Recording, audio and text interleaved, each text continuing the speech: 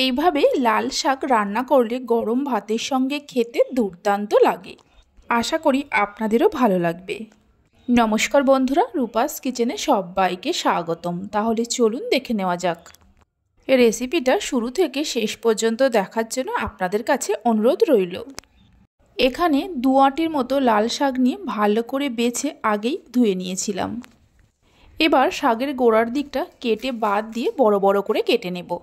যেহেতু লাল শাকের চচ্চড়ি বানাবো তাই একটু বড় বড় করে কেটে নিচ্ছি।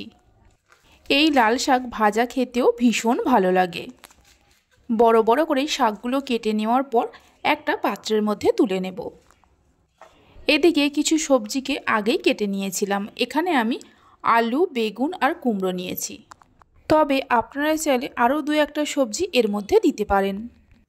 এবার রান্নাটা শুরু করব। তার জন্য গ্যাসের উপর একটা কড়া বসিয়ে কড়ার মধ্যে 4 চামচের মতো সর্ষের তেল দিয়ে দেব।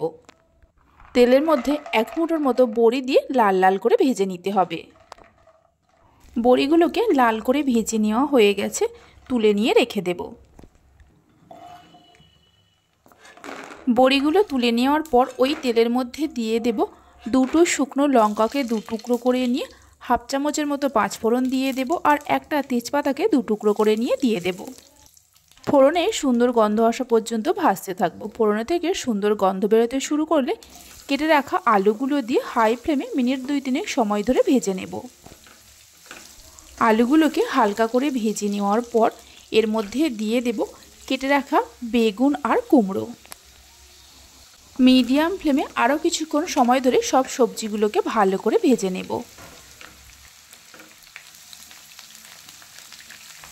সব সবজিগুলোকে ভালো করে ভেজে নেওয়ার পর দিয়ে দেব অল্প করে হলুদের গুঁড়ো, মানে 1 চামচের 3 ভাগের 1 ভাগ। 1/2 চামচ দিয়ে দেব জিরে গুঁড়ো আর স্বাদ মতো নুন দিয়ে দেব।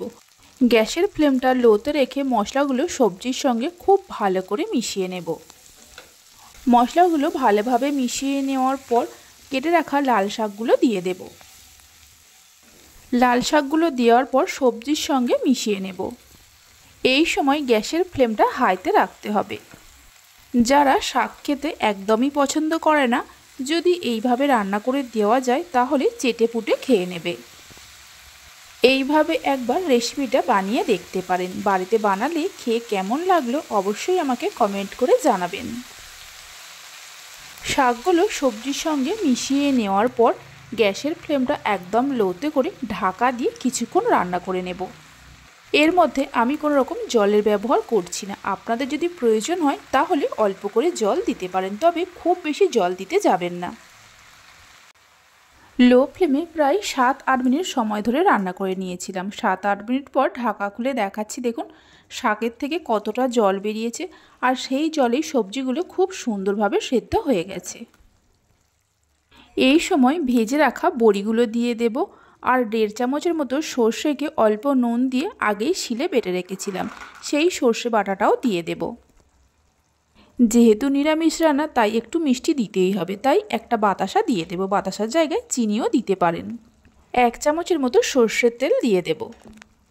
সব কিছুকে মিশিয়ে নিয়ে মিডিয়াম ফ্লেমে আরও মিনিট 3-4 সময় ধরে রান্না করে নিতে হবে। মানে শাকের মধ্যে যে একটু জল জলে ভাব আছে শুকিয়ে নেব। আমার রেসিপি যদি আপনাদের ভালো লেগে থাকে অবশ্যই একটা লাইক করবেন। ভালো লাগলে চ্যানেলটি সাবস্ক্রাইব করে পাশে থাকা বেল আইকনটি প্রেস করবেন। তাহলে আমি যখনই কোনো রেসিপি দেব খুব সহজেই দেখে নিতে পারবেন। মিনিট 3-4 রান্না করে নেওয়ার পর গ্যাসের ফ্লেমটা বন্ধ করে দিয়ে ঢাকা দিয়ে কিছুক্ষণ রেখে দেব। প্রায় 5 মিনিটের মতো ঢাকা দিয়ে রেখে দিয়েছিলাম। 5 মিনিট পর ঢাকা খুলে দেখাচ্ছি, দেখুন লাউ শাকের চচ্চড়িটা কত সুন্দর হয়েছে। এবার গরম ভাতের সঙ্গে গরম গরম পরিবেশন করুন। তাহলে চলুন ভিডিওটা আমি এখানেই শেষ করছি। আপনারা সবাই ভালো থাকবেন, সুস্থ থাকবেন। ধন্যবাদ।